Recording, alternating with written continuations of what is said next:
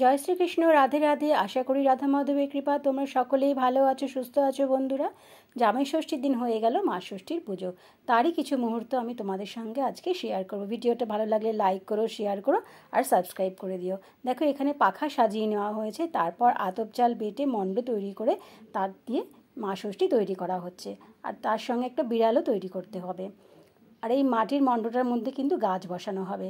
আর এই চালগুলোগুলোকে রং করে কাঁচা হলুদ আর কাজল দিয়ে রং করে তৈরি করা হবে ছেলে মেয়ে।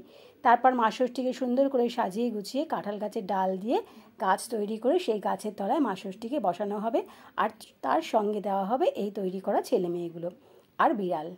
দেখো, এখানে মা ষষ্ঠীকে সুন্দর করে সাজিয়ে নেওয়া হয়েছে, বসিয়ে দেওয়া হলো। তারপর কিন্তু ঘট বসিয়ে সুন্দর করে সাজিয়ে নেওয়া হবে। আর হলুদ সুতো দিয়ে মা ষষ্ঠীর চারদিক দিয়ে ছপাক দেওয়া হবে। দেখো, এখানে সেভাবেই দেওয়া হচ্ছে, ছপাক দিতে হবে।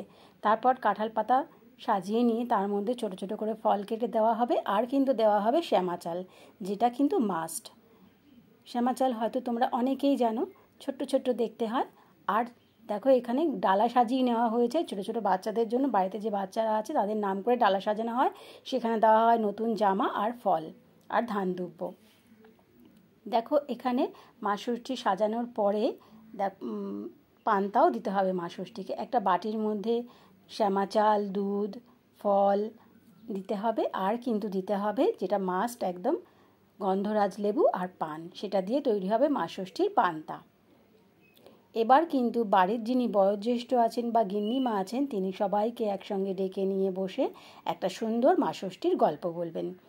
তারপর পূজা শেষে যে কাঁঠাল পাতার প্রসাদগুলো, সেগুলো বাড়ির বাচ্চাদের বিতরণ করতে হয়। সেগুলো কিন্তু মায়েরা খেতে পারেন না, সেগুলো কিন্তু শুধু সন্তানদের জন্যই। রাধে রাধে।